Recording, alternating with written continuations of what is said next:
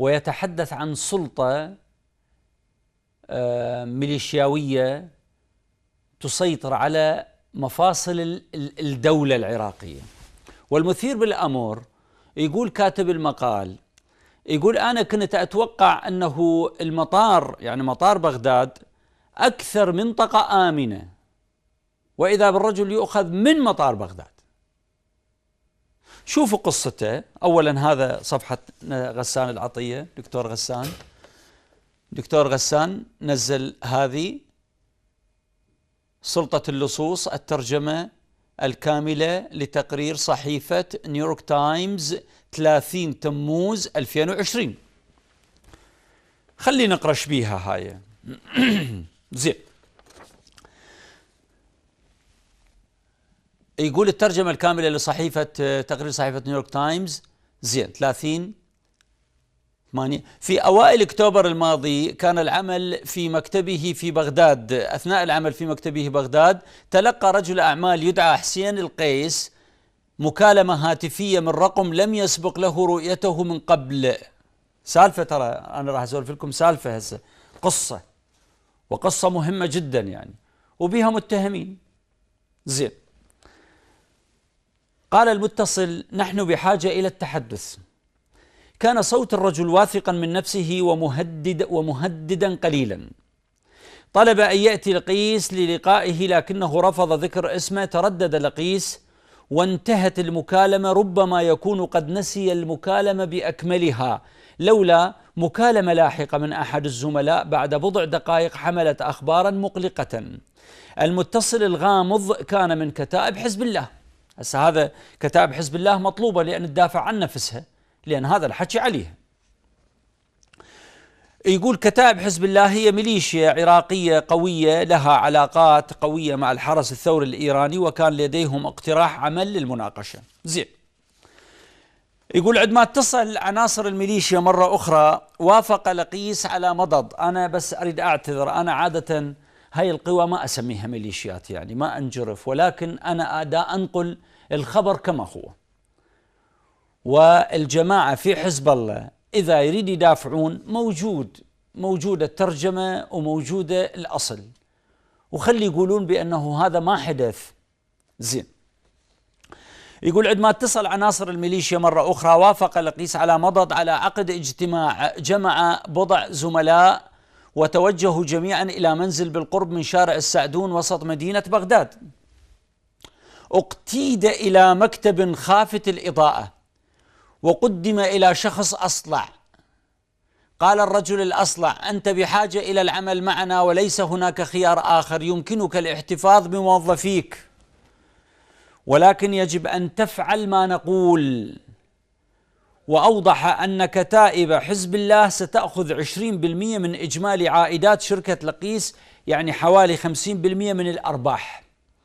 رفض المقاول، وكان لشركته بالم جيت عقد حكومي مدته 5 سنوات لإدارة صالة VIP في مطار بغداد الدولي إلى جانب فندق قريب، كما أنها تعمل بشكل روتيني مع شركات الطيران الغربية مثل لوكهيد مارتن. زين، بعد السالفة ما انتهت، سالفة كلش حلوة. زين، يقول لم يكن لديه أي تعاملات مع جماعة مثل كتائب حزب الله التي أدرجتها الحكومة الأمريكية كمنظمة إرهابية أجنبية، كما هو الحال مع الجماعة اللبنانية غير ذات الصلة التي تسمى حزب الله. يعني كتائب حزب الله في العراق هو يقول ما إلها دخل بحزب الله في لبنان. رد الرجل الأصلع: إذا رفض لقيس فسيستولي على كل ما يملكه في بغداد. قال له يعني أنت إذا ترفض أن تنطينا 20% شكو تمتلك في بغداد، إحنا راح نستولي عليه. حدق لقيس بالرجل الأصلع، قال له: أنا مستثمر، هناك قانون. إيش قال للرجل الأصلع؟ نحن القانون. وطلب أن يجيبه ظهرا في اليوم التالي. بعد ظهر اليوم التالي توجهت 5 سيارات شيفرليت وخرج منها 12 رجال يرتدون ملابس شبه عسكرية سوداء، يحملون أسلحة وجدوا لقيس في مقهى فندق المطار، قاعد خط يده يشرب شاي لو قهوة. كان يجري اتصالات مع الحكومة منذ الليلة السابقة إلى جانب رؤساء أقسام المطار، لا أحد منهم أعاد الاتصال به. كان الأمر كما لو أنهم قد تم تحذيرهم أو ربما استلموا حصصهم. يعني هذا الرجل طبعا هو بما أنه جاي ودا يشتغل لازم عنده جماعة مسهلين للعمل وجايين دا يشتغلون. فايش سوى بالليل؟ قام يخابر: يا معود دخيلك، يا معود أنت، يا معود فلان أنت من الحزب الفلاني، احنا مو اتفقنا توقف وياي، اوقف وياي. قال له اوكي مالك شغله. بدأوا يخابرون جماعة حزب الله. فهذول اجوا عليه، اول شيء اخذوا هاتف لقيس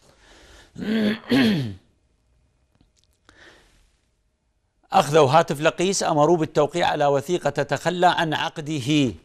مو قال له احنا القانون؟ جاب له ورقة قال له وقع انت بعد ما إلك شيء هنا. لقد توقف لبعض الوقت. تسلل أحد موظفيه إلى الخارج لالتقاط صورة عبر الهاتف المحمول لمركبات عناصر الميليشيات، لكنهم أمسكوا به وحطموا هاتفه وضربوه. وكان لقيس هو لبناني يعمل في العراق منذ 2011. كان يعلم أن البلد يعاني من الجريمة والفساد، لكنه كان يعتقد أن المطار مع مئات من مسؤولي الهجرة والأمن النظاميين كان مختلفا. قال لي لقيس، يقول للصحفي: انتظرت 20 دقيقة، ربما سيأتي شخص شرطة شيء. يقول: وأخيرا سار إلى صالة المغادرة وذهب في رحلة إلى دبي. بعد أيام قامت كتائب حزب الله بتثبيت مقاول مفضل لها في مكانه، ولم يعد لقيس إلى العراق منذ ذلك الحين. الآن شو نريد إحنا؟ نريد كتائب حزب الله تقول هذا الحكي مو صحيح.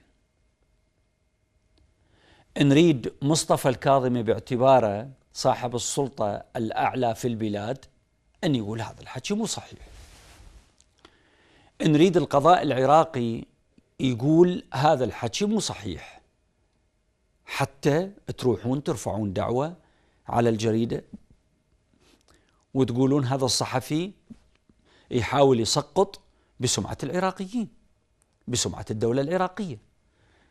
لكن صمتكم جميعا يعد قبول بما كتب. طبعا بالمناسبة المقال طويل، أنا جبت لكم هاي الحكاية من عنده، بس شوف أخير شيء قيم الوضع في العراق. هو يقول كونت الميليشيات طبقة سياسية عراقية جديدة أخلاقياتها الوحيدة هي إثراء الذات.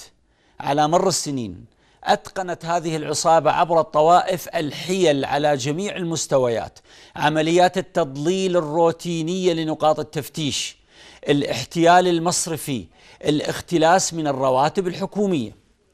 كان عادل عبد المهدي تم الترحيب به باعتباره مصلحا محتملا عندما أصبح رئيسا للوزراء عام 18، يأمل في إخضاع الميليشيات للدولة، لكن بدلا من ذلك تمكنت الميليشيات من التغلب عليه. وضمت حكومته أشخاصا لهم صلات ببعض أسوأ مشاريع الكسب غير المشروع والتي ابتليت بها البلاد وتورطت بها الولايات المتحدة. يقول أن الولايات المتحدة متورطة بشدة في كل هذا، وليس فقط لأن غزواتها دمرت البلاد وساعدت على تدمير الاقتصاد، بل تقدم أمريكا الأموال وما يزال الاحتياط الفيدرالي في نيويورك يمد العراق بما لا يقل عن 10 مليار دولار سنويا بالعملة الصعبة ينطيها من مبيعات النفط في البلاد. أنا أزعم بأنه السيد مصطفى الكاظمي قرأ هذا التقرير، وأزعم بأن الأخوة في كتائب حزب الله في العراق قرأوا هذا التقرير، وأزعم بأن رئيس الجمهورية وحامي الدستور أيضا قرأ هذا التقرير، ولكن لحد الآن ما شفنا رد. الادعاء العام ما أخذت الغيرة على المال العراقي، على سمعة العراقيين، على سمعة البلاد، على سمعة العملية السياسية. فايق زيدان ما أخذت الغيرة من قرأ هذا التقرير وطالب بأنه تتأكدون إحنا لو قضاء لو رجل كرسي. مو وزير الداخلية، الأمن الوطني، المخابرات، ما أخذتهم الغيرة؟ عوفك من كل هذا. الحشد الشعبي ما أخذت الغيرة على سمعة الحشد، والناس تحكي وتقول هيجي أكم الجماعة بحزب الله هيجي يشتغلون لكم، خل تاخذكم الغيرة شوية، خل يطلع واحد يحكي، خل يطلع واحد يكذب، خل ينفتح الموضوع بالبرلمان ويقول هذا تسقيط، ولا واحد يحكي. صنته يا ام حسن، صنته يا ام حسن، صنته.